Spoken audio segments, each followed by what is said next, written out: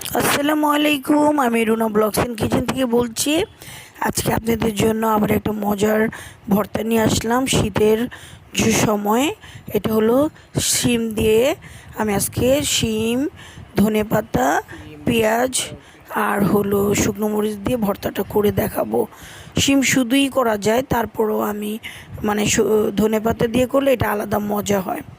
তো আমি এখন পেঁয়াজ আর মরিচটা ভালো করে একটু মেখে তারপরে শিম দিয়ে ধনেপাতা দিয়ে সব কিছু দিয়ে ভালো করে মেখে নিব ভালো করে।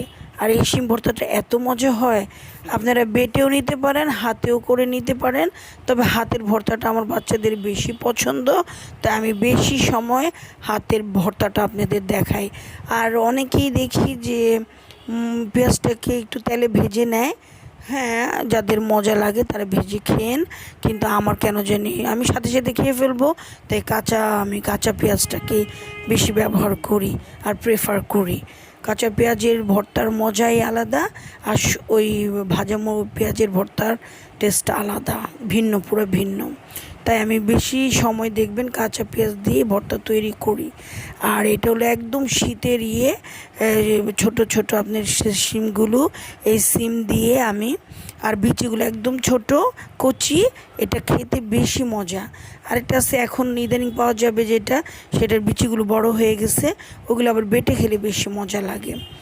তো আমি এই জন্য একটু ভর্তাটা আপনাদের বানিয়ে দেখাচ্ছি।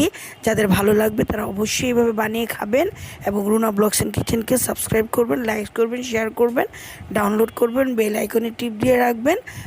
আমি যখনই ভিডিও পাঠাবো তখনই আপনাদের কাছে চলে যাবে। আর আমি যে যে রেসিপিগুলো করছি ওইগুলো আপনারাও বানিয়ে খাবেন এবং অন্যদেরকেও বানানোর জন্য উৎসাহ করবেন, আগ্রহ দেখাবেন।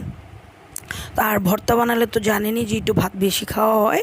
তো ভর্তা, টক, মানে বিভিন্ন ধরনের খাবার খেলে, মানে খাবার করলে একটু খেতে বেশি মজা লাগে। তো যাই হোক, আজকের মতো আল্লাহ হাফেজ করছি। আল্লাহ হাফেজ।